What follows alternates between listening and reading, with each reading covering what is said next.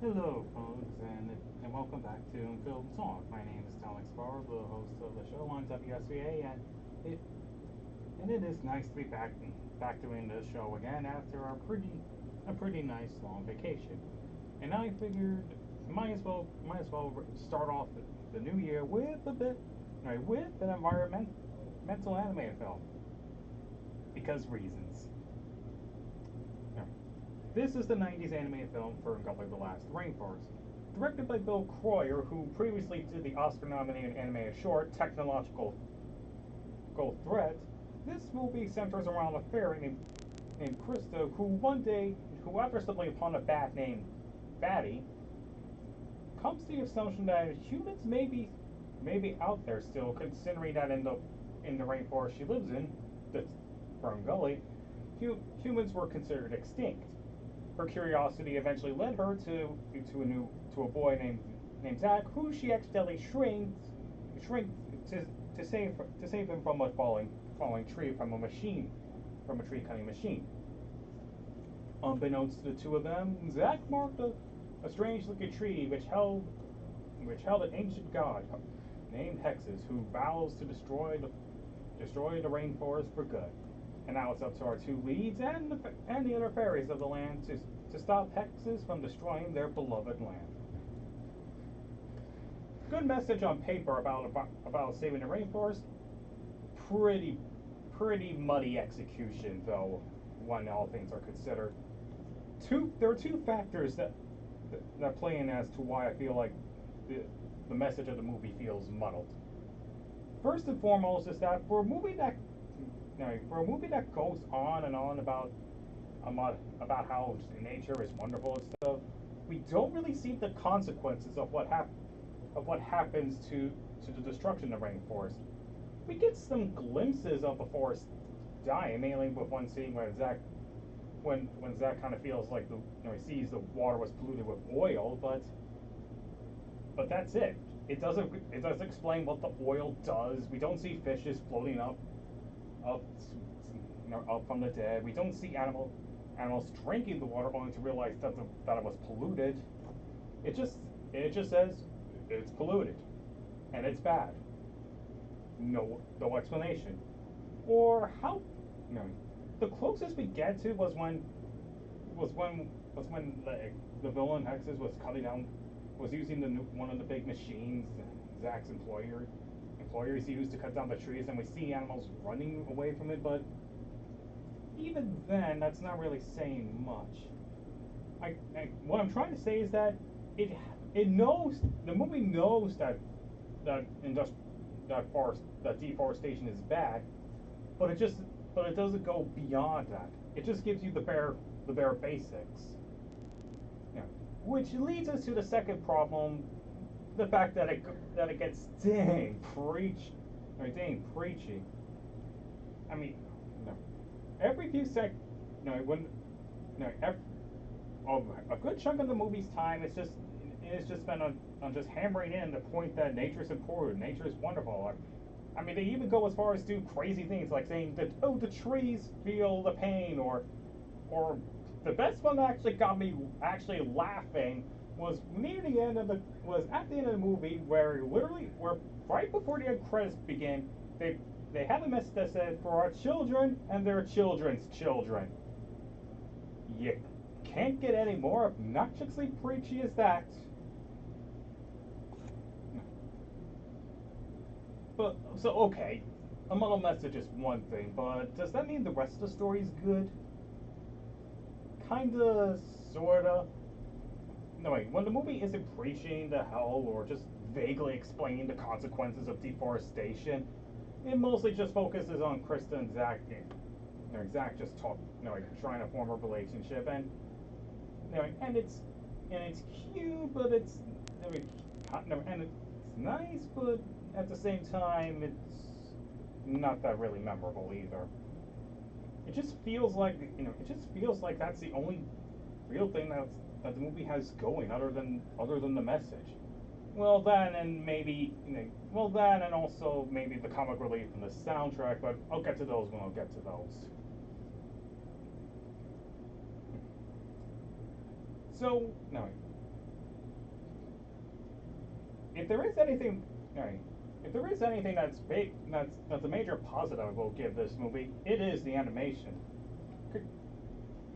Well, while the character designs may on the surface feel a little Disney-esque at first, considering this was made in the 90s when everyone wanted to copy the style of Disney, I argue that the character designs do at least stand on their own.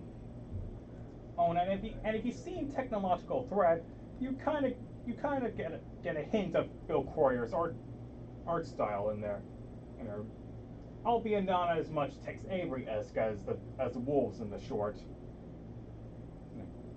But but the big oh the backgrounds of course is gorgeous as hell. No, no, it's gorgeous as hell, and it does kind of and it does no, and if nature can and it does manage to show off the beauty that FernGully has itself, and in a way you could almost argue that the filmmakers wanted to get people to realize that they want to save the rainforest visually, in a way, but it's just too bad. No, but them hammering in all these in other points over and over again kind of ruins that argument, I feel.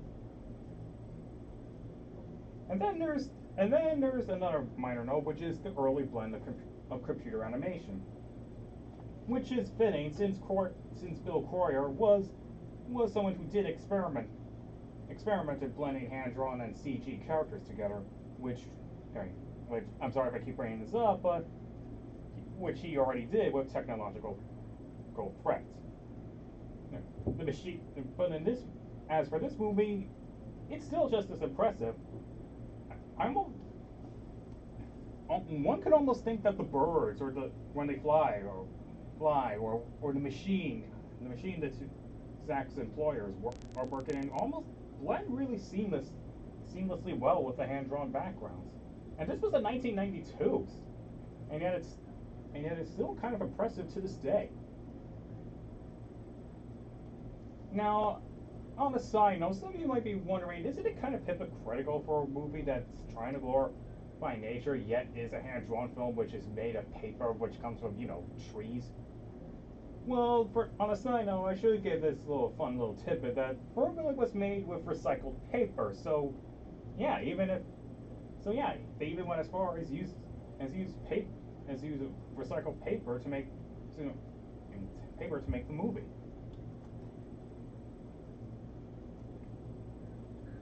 In terms of characters, there's only two that I would really argue that stand out, which is the comic relief Fatty and the villain Tim Curry.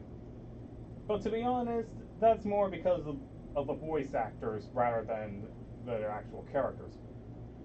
Now, believe it or not, before the genie from Aladdin, Robin Williams actually voiced Fatty in this movie, making this his first animated role, and beat it out Disney's Aladdin by a few months.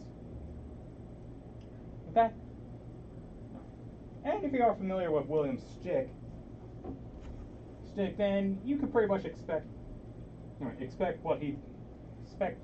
his usual manic comedic style and Batty. Now, and while I wouldn't really say it's as memorable as a certain blue genie from Aladdin, he still pulled off a good performance and did make the scenes with Batty enjoyable. In fact, director Bill Cory was so impressed that he gave Batty's character more screen time, since he was originally meant to just appear in like 8 minutes of the movie. So that kind of goes to show the talent Williams had. Then we have Hexus. I'll just say this right now to give you a good hint of why I like the character. It's a smoke god played by Tim Curry. Do I even need to say anymore why he's a good character? Why I like the character? Maybe it's because I'm just a sucker with Curry, or maybe it's because he legitimately was having a ball of a time playing the villain as little screen time as he gets. But whenever he's on screen, he was a delight. Everyone else kind of was a bit underwhelming. which kind of lead. No, and as for the leads, Zach and Krista, well, their personalities aren't really that much. Krista's more like the curious little lady who just wants to see what's more out there in life and wants to know more about human culture. And Zach is the really painfully dated product of the 90s. Don't believe me? Well, there was a scene in the movie where he was literally just spewing out slang from the 90s, and yeah, it's as cringy as it sounds. Anyway, especially since the slang he uses was surfers, or slang surfers used. Just, my god. But at the same time, with how bare boned their personalities are, I was kind of wondering why their chemistry was working together, and then I realized that even though I did sort of rattle on about the movie's preachy message, I did kind of feel like that the romance was the one thing that made that it did get right regarding with its message, and that's because it's not because we want to see these two together. It's because of how one or the other educates each other on their different cultures. Granted, when Zach does it, it's a bit more on the cringe side, but it's at the very least the one part that the movie tries to do with its preaching message that it gets right. And speaking of dating and cringy, or at least subjectively cringy, and if you tolerate 90s slang, let's talk about one of the more infamous aspects of the movie, the soundtrack. And and it is a giant mix of really dated songs. Mainly, especially Land of a Thousand Dances one, which had me eye rolling the whole time.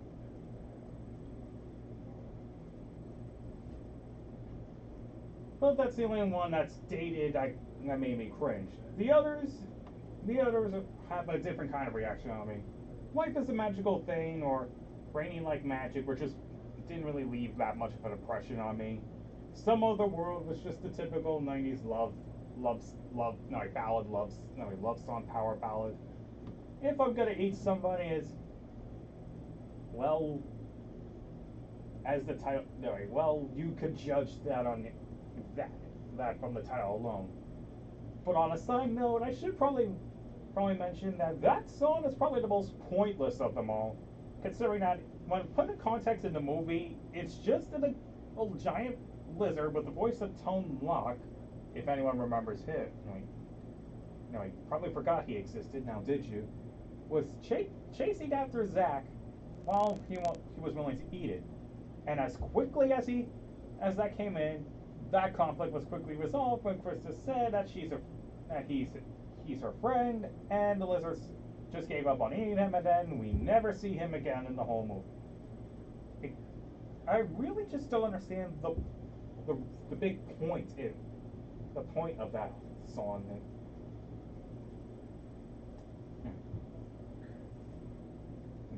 Batty Rap is an okay rap, and it does, and at the very least it did give a bit of more of a development to Batty, considering we get a little bit of taste of the torture he went through with the lab, and I'll admit it was one of the few songs that did stick with me a little bit after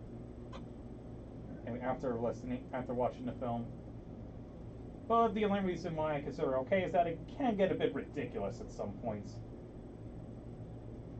But I saved the best song for last, and of course it comes from the villain himself, sung by Tim Curry himself, "Toxic Love."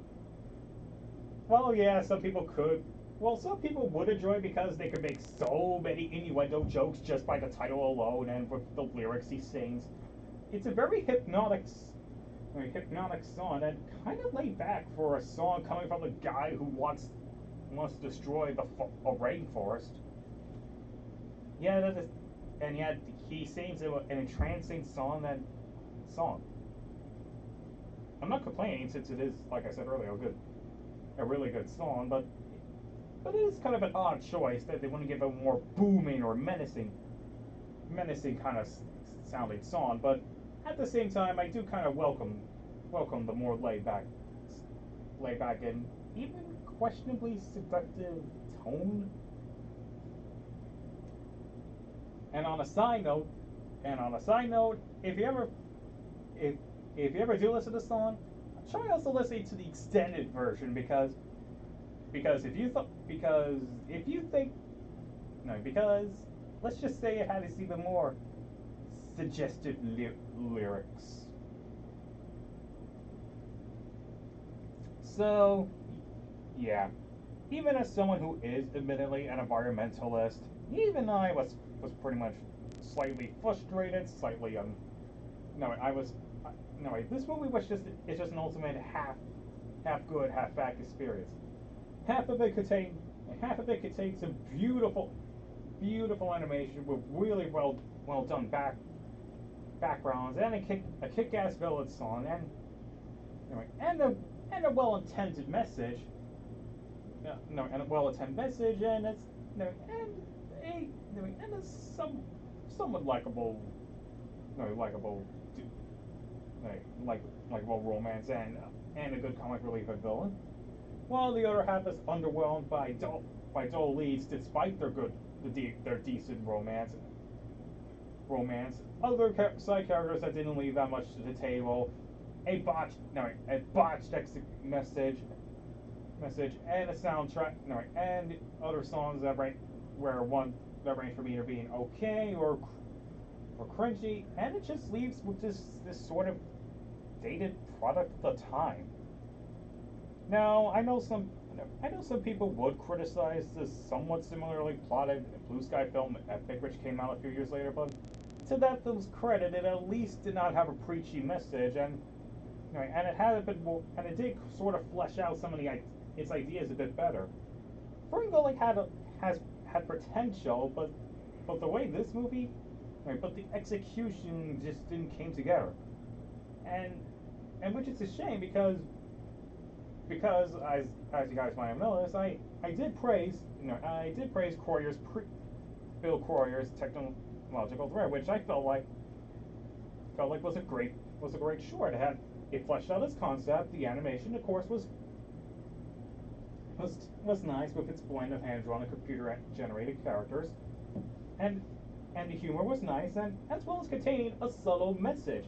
That message being the fear hand-drawn animators had at the time of computer animation taking over, which in hindsight is kind of true since we rarely see a hand-drawn animated film, at least in the mainstream market. I mean, if you really search hard enough in some indie theaters, you'll find a hand-drawn film produced by a foreign nation here and there, but still.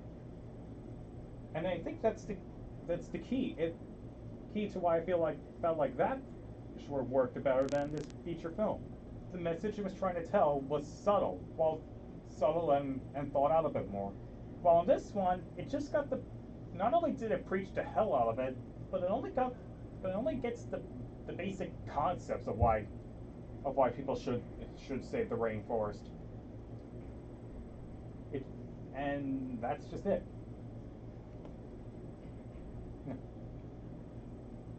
I guess no, I will no, I guess I wouldn't really recommend this for people who hate environmental films, since this doesn't help either. But I guess if you're in a mood for a 90s animated Disney knockoff, this is I would point to be one of the better efforts, since at least I could argue it, despite its faults, it still stands on its own thing, despite on its own, even if it does contain a lot of things that keep it from being ultimately timeless. But even then, in terms of Disney-esque animated musicals at the time, I would watch John Bluth's Anastasia or DreamWorks' Prince of Egypt a million times before sitting through this film again. that's all I got today, folks, and I hope I'll see you next week on Film Talk.